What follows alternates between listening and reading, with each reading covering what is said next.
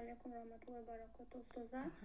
همین سوال رو نمیدونم چه خیلی نه که یک کس گفت که همین سوال رو برای همین همین سوال دادنی هستم.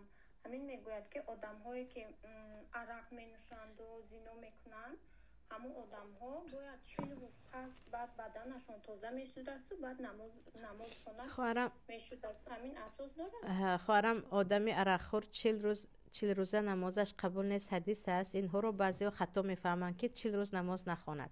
آدمی عرقخور گناه کبیره کردگی است، همون روز باید نمازش رو خواند، همون روز باید به الله برگردد. 40 روز پس نماز خواند گپی دروغ است.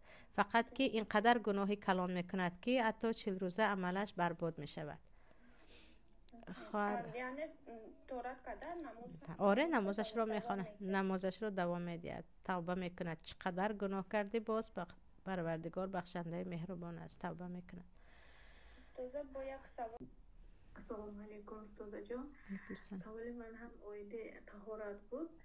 در وقت گفتهتون اونقدر ناز نفهمیدم مگر گفتید که اون زنهایی که طهارت کنم بیمار میشم بهانه هدایت کنم خودم همین خیل هستم. کمتر نماز میخونم طولی هفته 2 هفته با شفا میکنم و بیماری زیاد بیمار میشم.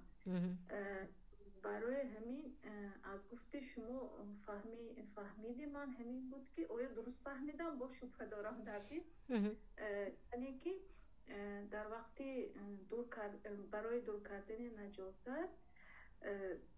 ما چخیلی که حاضر میگم ولجنی سفید که استفاده بریم درست است؟